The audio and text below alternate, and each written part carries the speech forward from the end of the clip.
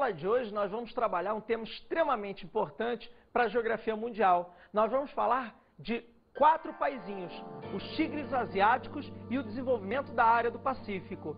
Os tigres asiáticos são, olha aí, 1, Coreia do Sul, 2, Hong Kong, 3, Taiwan e 4, Singapura. Esses países são países localizados na parte oriental da Ásia e hoje têm um papel importantíssimo na economia global. Mas será que sempre foram assim?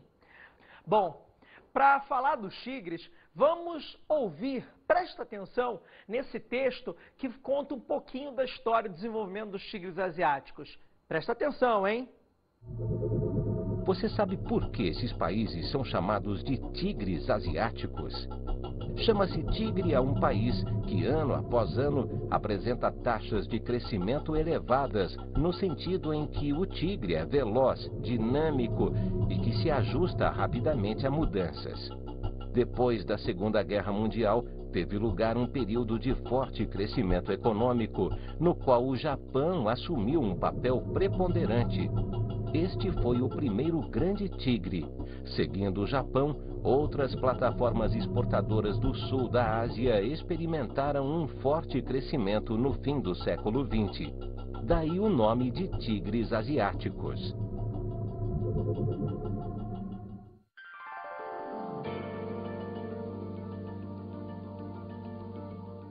Bom, os tigres asiáticos, antes da Segunda Guerra Mundial, eram países extremamente atrasados. Dependiam principalmente da base agrícola. Além disso, além da dependência da base agrícola, eram países de pequena extensão territorial. A extensão territorial comprometia bastante o desenvolvimento deles. Além de serem pequenos, países pequenos, só para você ter uma ideia, o maior dos tigres é a Coreia do Sul, né, que é um país, comparado ao Brasil, bem pequeno. Outro fator que impediu o desenvolvimento dos tigres era a dependência de recursos minerais. Os tigres asiáticos não apresentam nenhuma grande reserva de minérios importantes, ou seja, isso limitava o seu desenvolvimento industrial. A base, como eu já falei, era agrícola e tinha um produto que era e ainda é o carro-chefe da agricultura desses países. Você sabe qual é? Acertou quem falou: arroz. O arroz era o grande carro-chefe da região. A risicultura era a base econômica, alimentar e ainda é. Só que a base econômica mudou. A base econômica hoje é uma base industrial. Como é que se deu isso? Só para terminar, uma outra característica dos tigres era o restrito mercado consumidor. Eles tinham um mercado consumidor bastante restrito, até porque a população desses tigres não é lá grandes coisas. Por exemplo, só para você comparar, a população de Singapura bate hoje na casa dos 5 milhões de habitantes. Só para você ter uma ideia, a cidade do Rio de Janeiro tem cerca de 7 milhões de habitantes. Ou seja, a cidade do Rio de Janeiro tem mais habitantes do que Singapura. O mercado consumidor era bastante restrito. Então, mercado consumidor restrito, base agrícola, pequena extensão territorial e eram pobres em recursos minerais. Olha que situação negra, olha que futuro sombrio esses países poderiam ter. Só que eles enxergaram uma luz lá no fim do túnel. E essa luz se chama Estados Unidos da América do Norte. Acaba a Segunda Guerra Mundial, o mundo entra em que período? Eu acho que você já tem que estar com isso gravado, hein? O mundo entra na chamada Guerra Fria. O mundo entra na bipolaridade. Era Estados Unidos ou União Soviética. E você tinha que optar por um dos dois lados. Bom, os Estados Unidos, com medo, né, do aparecimento de novas Chinas comunistas, os Estados Unidos começam a financiar esses países, basicamente com recursos do Plano Colombo. O objetivo era criar o chamado cordão sanitário. Esse cordão sanitário visava impedir o avanço de uma doença. Nome da doença: socialismo. Esse impedimento do avanço do socialismo era o principal motivo, né, dos investimentos americanos, né, do dinheiro americano aplicado nos 4 tigres asiáticos. E o que os tigres fizeram? Os tigres pegaram esse dinheiro, né, e começaram a investir em determinados setores. Bom, então, depois desse empurrãozinho, né, dos americanos, os tigres começam a se transformar nas chamadas plataformas de exportação. Gente, que é isso? Plataformas de exportação. A economia desses países vai ser baseada no mercado externo. Esses países vão produzir não para consumo interno. Eu já falei para você, o mercado consumidor interno desses países era muito restrito.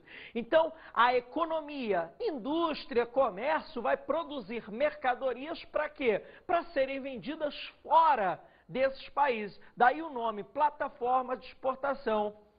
E você deve estar se perguntando, né, por que o nome então tigres asiáticos também? Tigre, por quê? Quais são as 2 características de um tigre, as principais? Agilidade e força. Justamente o que aconteceu com esses países. Agilidade e força. Pós Segunda Guerra Mundial, vamos colocar o ano de 1950, essas economias ainda eram bastante atrasadas. 40 anos depois, em 1990, essas economias passam a ser consideradas economias bastante desenvolvidas. Economias bastante industrializadas. O salto foi muito rápido, 40 anos, uma industrialização muito rápida, muito ágil e com bastante força, já que esses países em conjunto, os 4, Coreia do Sul, Taiwan, Hong Kong e Singapura, representam hoje mais ou menos 10% de todo o comércio mundial. Ou seja, um salto, muita força e muita agilidade, muita rapidez. Agora, você deve estar se perguntando, né? Mas, Duarte, quais são as explicações desse salto? Uma eu já falei, né? Os investimentos iniciais norte-americanos. E as outras? Bom, os tigres asiáticos podem ser considerados filhotes do modelo japonês. Que é isso, Duarte? O que previa esse modelo japonês? Em primeiro lugar, você tem um grande investimento no setor de educação. Você sabia, por exemplo, que na Coreia do Sul a média de estudos de uma pessoa é de 18 anos? Enquanto que aqui no Brasil a média é de 9 anos, ou seja, o sul-coreano estuda o dobro, em média, do que um brasileiro. Ou seja, com isso você teve uma qualificação da mão de obra. E, obviamente, quando você qualifica a mão de obra, o que acontece? Você traz novas ideias, você traz tecnologia, ou seja, o país começa a se reforçar nesse quesito. Outra característica que foi cópia do modelo japonês foi a criação de uma grande poupança interna. Muitos recursos depositados no banco. Isso fez com que o país tivesse condições, dinheiro, eu estou falando de capital, para investir, né, fazer os investimentos necessários nos setores necessários para que houvesse crescimento. Por exemplo, comunicação, por exemplo, transportes. Né? Isso fez com que houvesse aí um desenvolvimento e, consequentemente, né, a atração de investimentos internos e externos. Aliado a esses 2 pontos que fizeram os tigres crescerem, você tem a presença de governos autoritários. Esses governos autoritários, muitas vezes, cercearam, ou seja, impediram os trabalhadores de terem os seus direitos adquiridos, né? Esses países são marcados por legislações trabalhistas fracas, aonde o empresário capitalista vai se dar muito bem. Por exemplo, até bem pouco tempo atrás, na Coreia do Sul eram proibidas greves, né? As férias eram apenas de 1 semana, quer dizer, um paraíso para quem quer produzir, para quem quer investir. Bom, mais um ponto que deixou os tigres na frente. Eles vão investir em setores, procuram, principalmente após os anos 60 e 70, investir em setores de ponta, em setores que façam-nos liderar a tecnologia, né, mundialmente falando. E hoje a gente já pode, por exemplo, colocar a Coreia do Sul, né, Singapura como líderes em determinados setores, até de ponta, competindo em determinada escala, até com os Estados Unidos e com o Japão. Quer dizer, repara, olha o que foi acontecendo, né, para que houvesse esse grande salto dos tigres dos anos 50 até os anos 80, os anos 90. Vamos dar uma olhada num caso específico, o caso da Coreia do Sul. Bom, a Coreia do Sul, ela faz parte desse grupo que cresceu de maneira extraordinária, né? Os tigres hoje são líderes aí em grandes partes, né, da indústria e de setores industriais a nível mundial. Vamos dar uma olhadinha na Coreia do Sul? Na Coreia do Sul você tem os chamados chaebols, né, que representam, na verdade, né, são, na verdade, grandes conglomerados. O que é isso? O que é um conglomerado? Conglomerado é um agrupamento de empresas, né, que atua em diversos setores. Por exemplo, eu posso falar, no caso coreano, da Samsung. A Samsung trabalha com computadores, a Samsung trabalha com peças de avião, a Samsung trabalha com o setor financeiro. Quer dizer, é uma empresa que trabalha em setores, né, variados, em setores ramificados. Isso é importante, é uma grande característica da economia da Coreia do Sul. Eu posso citar, por exemplo, a LG, eu posso citar a Daewoo, né, Kia Motors, entre outras marcas mundialmente famosas, né, que são marcas coreanas e que são, na verdade, chaebols. Ou uma característica importante desses chaebols, gente, é que eles recebem grandes incentivos por parte do governo. É isso aí. Eles recebem grandes incentivos por parte do governo. Na verdade, é uma troca, né? O governo se beneficia, né, desenvolvendo aí tecnologia, desenvolvendo, né, novos produtos, e esses chaebols vão crescendo de maneira estrondosa com recursos, né, a parte deles do governo, né, recursos estatais. Bom, além dos chaebols, tem outra grande, importante marca da Coreia do Sul. Você sabia que a Coreia do Sul é uma invenção? Invenção? Como assim? Não existe Coreia do Sul. Pô, não existe Coreia do Sul? Então existe o quê? Na verdade, não era para existir. A Coreia era uma única península, era para ser um único país.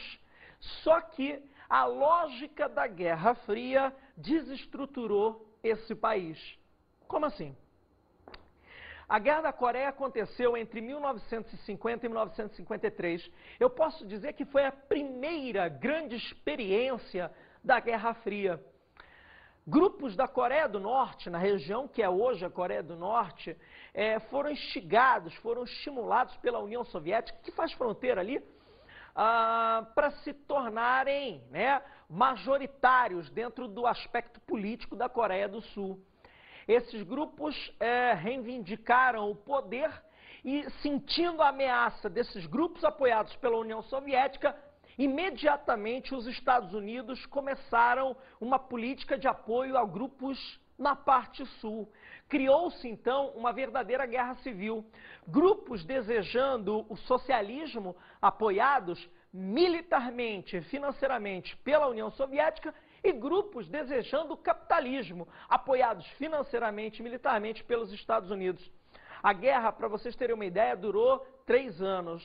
Milhares de mortos, milhares de feridos depois, eles assinaram um tratado, né, um armistício, um acordo de paz momentâneo.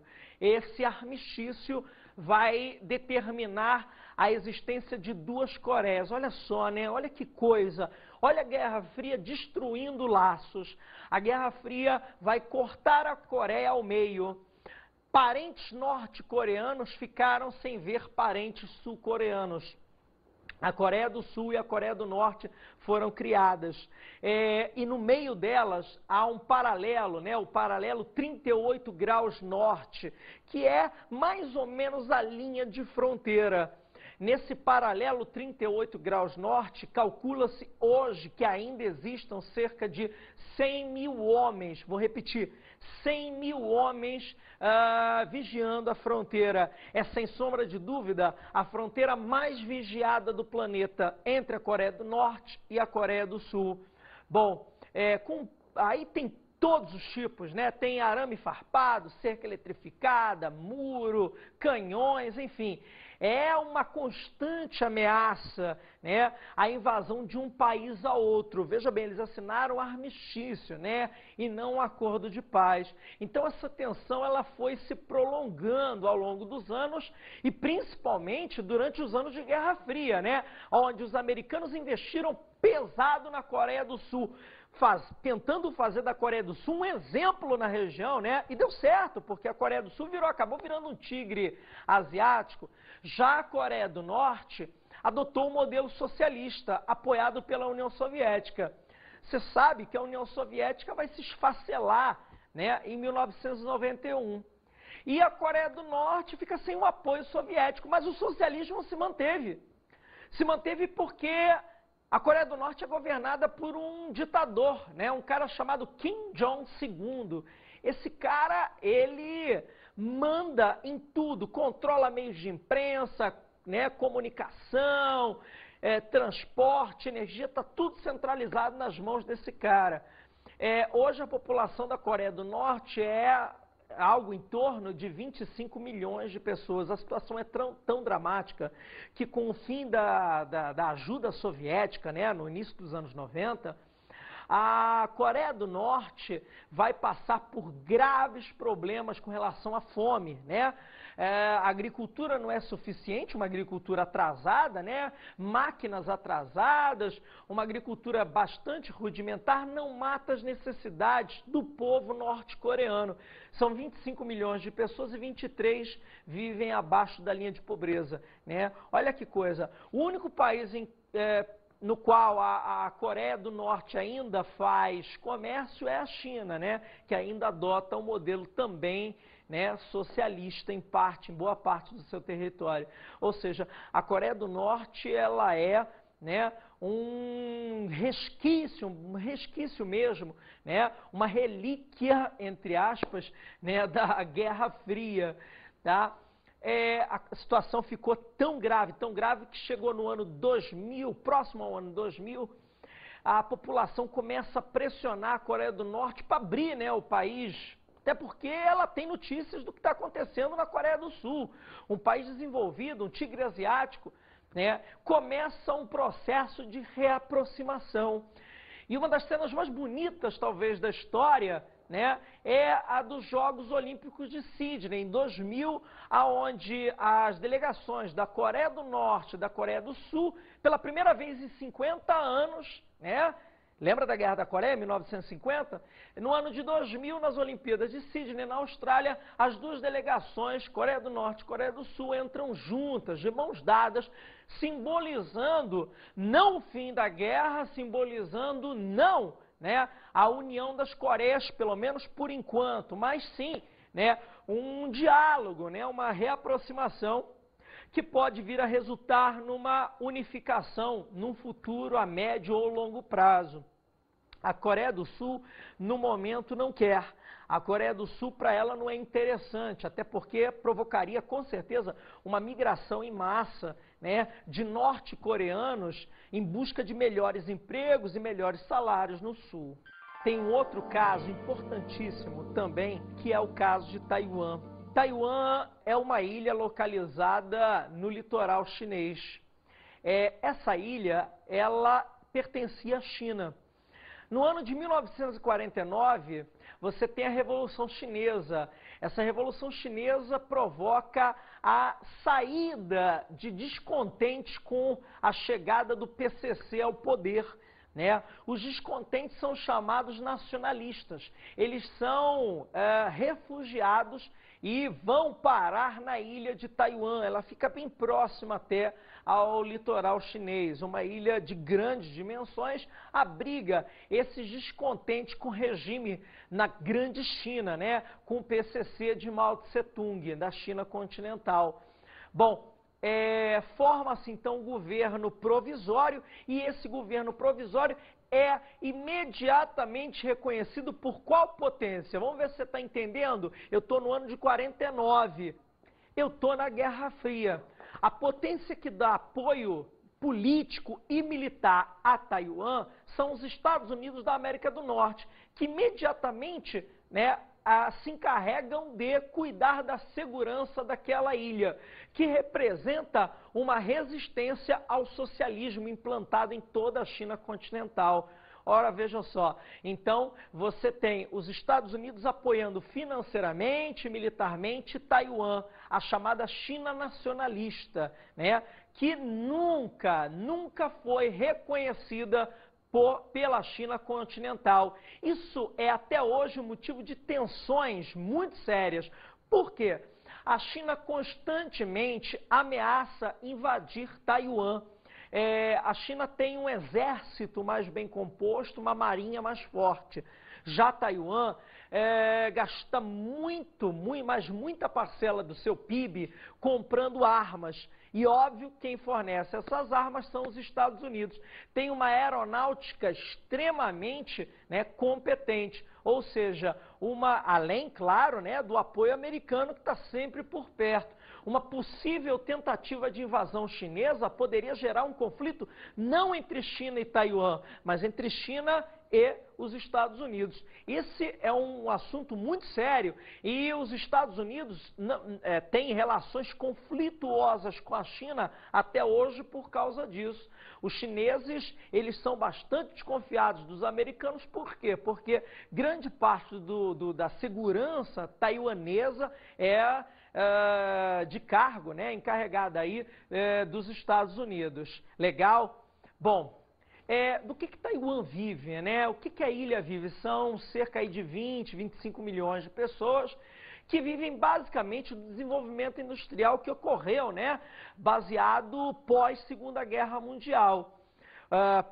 Né, a China nacionalista ser composta. Bom, a base de desenvolvimento, ao contrário da Coreia do Sul, né, que tem aqueles grandes conglomerados, os chaebols, em Taiwan é um pouquinho diferente. Em Taiwan se desenvolveram milhares de pequenas e médias empresas que são monoespecializadas.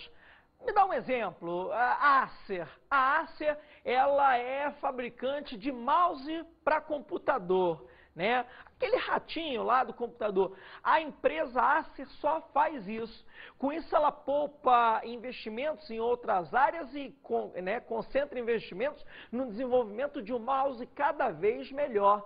Então a grande diferença entre a economia da Coreia do Sul e de Taiwan, apesar dos dois serem tigres, né, é que na Coreia do Sul você tem aqueles grandes conglomerados, coisa que você não encontra em Taiwan. Você não conhece nenhuma grande marca, né, de Taiwan, ao contrário da Coreia do Sul que você conhece. Por quê? Porque em Taiwan são milhares de pequenas e médias empresas, muitas delas, né, de fundo de quintal.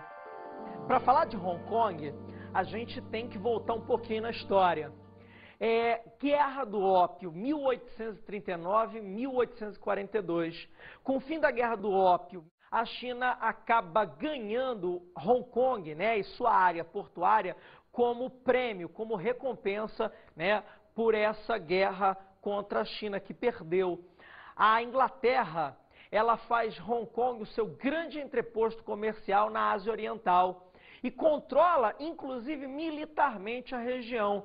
A China vê-se, então, humilhada. Um grande país, só que dentro do seu país tem uma areazinha, né, que é controlada por uma potência estrangeira, no caso aí, a Inglaterra. Olha que coisa! Esse domínio, né, vai perdurar durante aí uma boa, né, dezena e até centena de anos. Bom, mas daqui a pouco a gente fala, vamos dar uma olhadinha, olha aqui, ó, né, base econômica.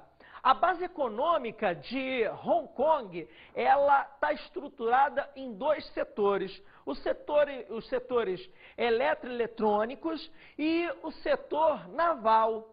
Bom, o setor de eletroeletrônicos é conhecido no mundo todo, né? Várias peças, vários componentes de máquinas e equipamentos são feitos em Hong Kong. Outro setor importante que eu já citei é o setor naval. Hong Kong está localizado numa zona portuária. Hong Kong, na verdade, é uma cidade, né? Na zona portuária, no litoral chinês. E a construção de navios, o reparo de navios, né? O uso do porto, né? Essas atividades são extremamente importantes dentro, né, da economia de Hong Kong. Também tem uma coisa que eu já ia esquecendo, tá? A Hong Kong é a segunda maior praça financeira da Ásia, só perde para Tóquio. Quer dizer, a Bolsa de Hong Kong, os bancos de Hong Kong, né, são extremamente fortes e conseguem investir no planeta inteiro. Então, você reparou que Hong Kong concentra boa parte aí, né, do capital oriundo da Ásia Oriental.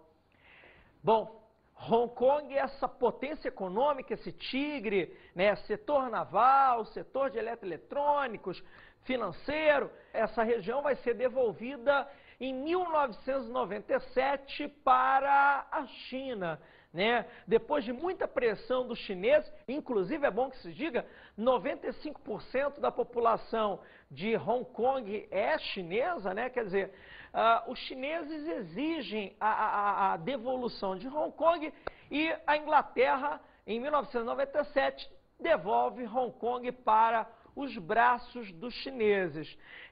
Os chineses, por enquanto, eles têm a missão de administrar, né, a Hong Kong e cuidar da segurança, policiamento, etc.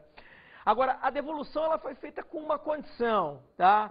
O capitalismo ele tem que ser mantido por, no mínimo, 50 anos. Ou seja, nós vamos ter capitalismo em Hong Kong até 2000, no mínimo até 2047. Né? Você sabe que a China adota o modelo, oficialmente adota o modelo socialista. Então, o sistema capitalista de Hong Kong exigiu a manutenção nos próximos 50 anos. Provavelmente, né, pelas tendências, a China nos próximos 50 anos, né, já provavelmente terá deixado de ser socialista para se tornar um país capitalista. Mas aí o futuro vai dizer. Agora, há essa cláusula, né, no processo de devolução, ok? Isso é importante. Hong Kong é administrado politicamente, policialmente, militarmente pela China, mas o modelo de sistema econômico é o capitalismo. Para terminar os tigres, nós vamos falar de Singapura. Singapura, como você pode dar uma olhada no mapa, dá uma olhadinha aí, ela se localiza na pontinha, né, na parte sul aí da península da Malásia. Inclusive, Singapura fazia parte da Malásia e se tornou independente em 1965. Singapura vai ser, né, o menor aí dos tigres asiáticos. É uma cidade, né? Praticamente é uma cidade, cerca de 5 milhões de habitantes, e que se destaca basicamente na produção, né, de eletrônicos. Né? Grande parte, por exemplo, das peças de computador, né, dos equipamentos de televisão, dos componentes eletrônicos são fabricados em Singapura. Bom, é importantíssimo você entender o seguinte: a renda per capita de Singapura é altíssima, é algo aí em torno de 25 mil dólares, ou seja, às vezes até supera a renda per capita dos Estados Unidos e outros países mais desenvolvidos. Essa renda per capita permite ao cidadão de Singapura um padrão, uma qualidade de vida excepcional. Para você ter uma ideia, né? O leite, por exemplo, consumido em Singapura vem de avião da Austrália, quer dizer, é bastante caro, mas quer dizer, o cidadão de Singapura recebe, né, bastante, né, dinheiro, né, o dinheiro é farto, isso faz com que ele tenha essa capacidade de pagar por um produto, de repente, mais caro. Bom, é importante você destacar também que Singapura é o maior centro refinador de petróleo da Ásia, né? Se você pegar a localização novamente, você vai ver que Singapura fica entre o Japão e o Oriente Médio. Quer dizer, boa parte do petróleo que sai do Oriente Médio cru é refinado em Singapura e distribuído, né, para o restante da Ásia. Quer dizer, Singapura também se destaca nesse setor. Bom, para terminar, a gente pode falar também dos outros tigres asiáticos. Mais tigres são os chamados tigrinhos. Indonésia, Malásia, né, Filipinas, enfim, e outros são os tigres que apareceram só nos anos 80. Apareceram por quê? Eles cresceram a partir, né, do encarecimento da mão de obra nos velhos tigres. Coreia do Sul, Singapura, Hong Kong, Taiwan, a mão de obra nesses tigres, os primeiros, ficou tão cara que as empresas começaram a procurar novas áreas, os tigrinhos, tá? É importante você ter essa noção, né? Ou tigrinhos ou novos tigres são o nome desses países. Indonésia, Malásia, Filipinas, né, fazem parte desse grupo. Até o Vietnã já pode ser considerado como um novo tigre, ok? Tigres que apareceram a partir dos anos 80. Galera, vamos agora às dicas de estudo?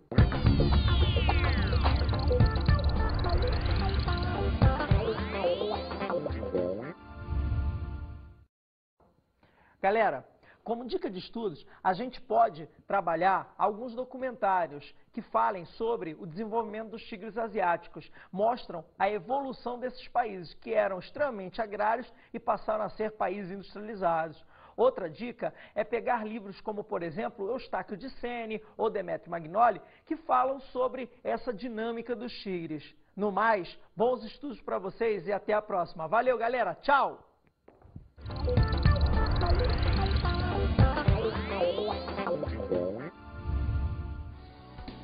Na aula de hoje estudamos os tigres asiáticos e o desenvolvimento da área do Pacífico. Você viu na aula que nós falamos sobre o desenvolvimento dos tigres asiáticos, como eram esses países antes da Segunda Guerra Mundial e o que aconteceu com eles depois, o seu grande desenvolvimento até os anos 80 e os anos 90, onde eles se mostraram grandes potências industriais. Acompanhou também alguns casos específicos, como por exemplo da Coreia do Sul, que entrou em guerra com a Coreia do Norte, né, dividindo a Península Coreana, mais um fruto da Guerra Fria. Viu também o caso específico de Taiwan, resultado da dissidência, de nacionalistas chineses, não contentes com o comunismo dentro da China. Bom, para finalizar, você viu os dois outros tigres, Singapura e Hong Kong.